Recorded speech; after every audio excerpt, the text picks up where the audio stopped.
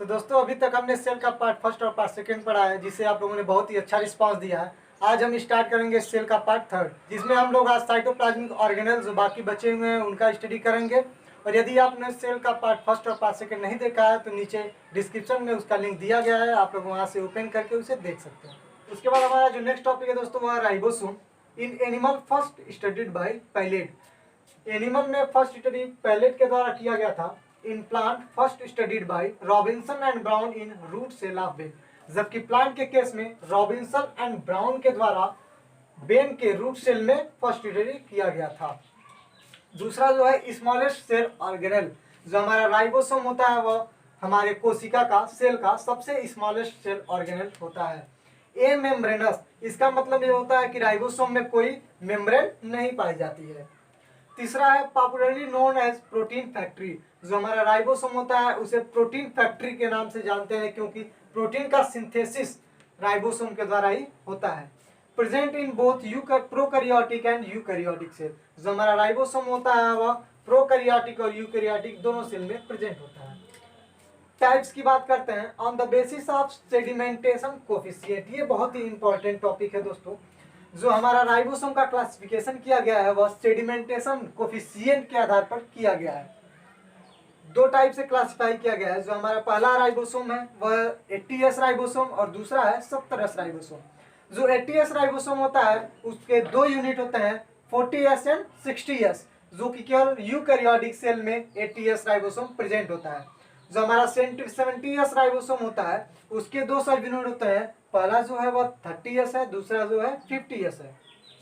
जो हमारे 70S ribosome होते हैं वह हमारे साइटोप्लाज्म ऑफ बैक्टीरिया और ब्लू ग्रीन एल्गी में प्रेजेंट होते हैं, माइट्रोकांडिया में भी पाए जाते हैं और क्लोरोप्लास्ट में भी हमारे 70S राइबोसोम पाए जाते हैं।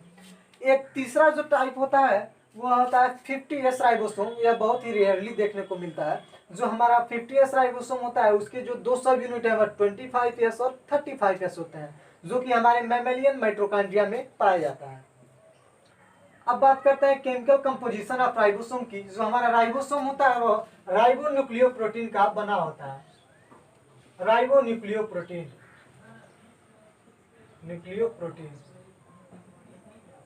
राइबोन्यूक्लियोप्रोटीन में दो चीजें होती हैं, पहला जो है वह प्रोटीन होगा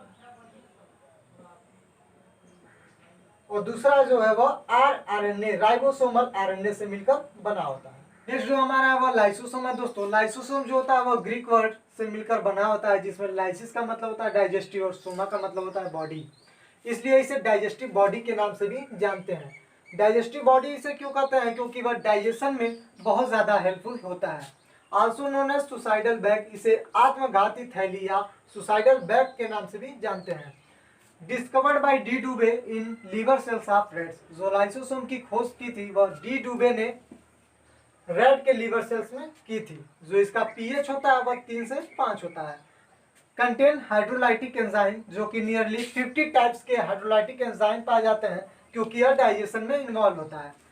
फंक्शन देख लेते हैं। Digestion of solid food particle that enter in a cell by phagocytosis. Phagocytosis में जो होता है सेल इनगल्फ, जो बाहर से फूड पार्टिकल या मटेरियल्स आते हैं सेल उनको इनगल्फ करने का काम करती है, जिसे फैगोसाइटोसिस कहते हैं। तो जो मटेरियल आते हैं उन्हीं का डाइजेशन करने का काम करता है लाइसोसोम। दूसरा है ऑटोफैगी या self digestion.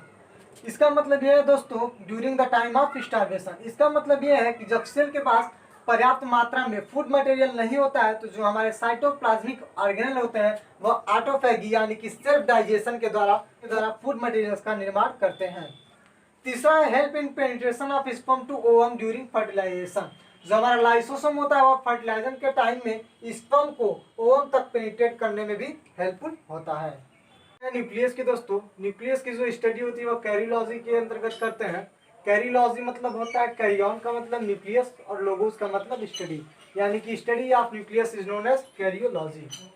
Discovered by Robert Brown in 1831।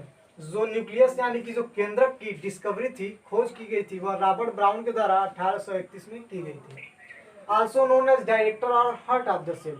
जो हमारा न्यूक्लियस यानी कि केंद्रक होता है उसे डायरेक्टर या हार्ट ऑफ द सेल के नाम से भी जानते हैं। पोजीशन देखते हैं कि न्यूक्लियस कहाँ कहाँ प्रेजेंट होता है। In plant peripheral position in animal centre.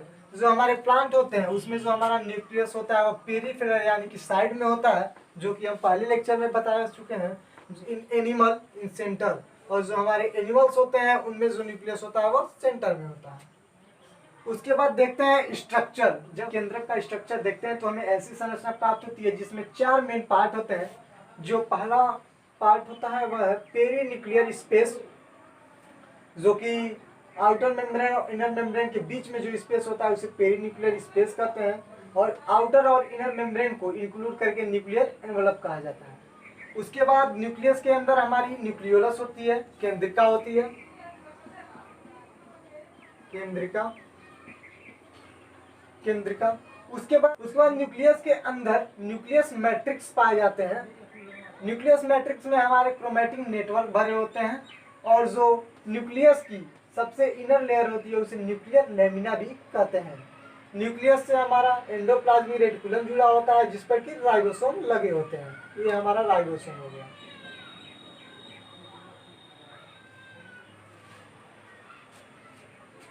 अब देखते हैं न्यूक्लियर एनवलप। जो न्यूक्लियर एनवलप होता है दोस्तों वह डबल मेम्ब्रेन होता है, both the membrane separated by nuclear space, और आउटर और इनर मेम्ब्रेन जो हमारी होती है वह न्यूक्लियर स्पेस के द्वारा सेपरेट होती है। उसके बाद न्यूक्लियर मैट्रिक्स। न्यूक्लियर मैट्रिक्स में न्यूक्लियो प्रोटीन पाए जाते हैं जिसमें हिस्टोन और प्रोटाएमिन बेसिक प्रोटीन होते हैं, और नॉन हिस्टोन और न्यूक्लियोप्लाज्मिक एसिडिक प्रोटीन प्रेजेंट होते हैं। अब कुछ टर्म्स है जिनको देख लेते हैं। पहला टर्म जो हमारा है वह कैरियोकाइनेसिस। कैरियोकाइनेसिस का मतलब होता है division of nuclei. Division of nucleus is known as karyokinesis.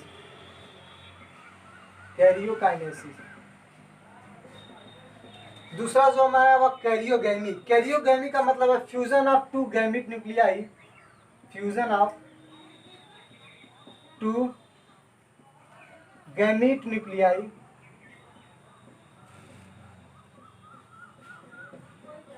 गैमी।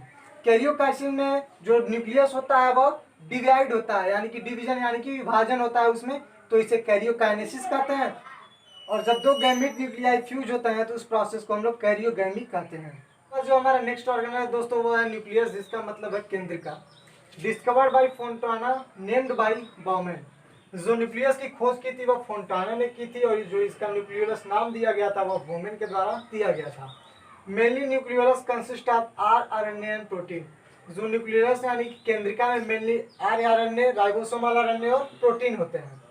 Biogenesis. जो न्यूक्लियोलस यानी केंद्रिका का बायोजेनेसिस है वह सेट क्रोमोसोम के द्वारा होता है। एक chromosome having satellite by which nucleolus form. एक ऐसा क्रोमोसोम होता है जिसके पास सैटेलाइट होता है, उसी के द्वारा न्यूक्लियोलस यानी केंद्रिका का फॉर्मेशन होता है। जो सेट होता है वह एक प्रीफिक्स होता है जिसका फुल फॉर्म होता है साइन एसिड थायोन्यूक्लिनिको।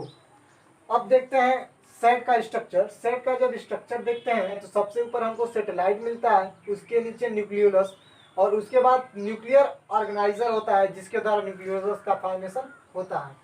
अब फंक्शन की बात करते हैं। जो पहला फंक्शन है न्यूक्लियोलस का वह है synthesis and storage of RNA. जो केंद्रिका होती है वह आरएनए का सिंथेसिस करती है और स्टोरेज करने का काम करती है। Biogenesis of ribosome. जो हमारे राइबोसोम का फॉर्मेशन होता है वह भी हमारे केंद्रिका के द्वारा किया जाता है।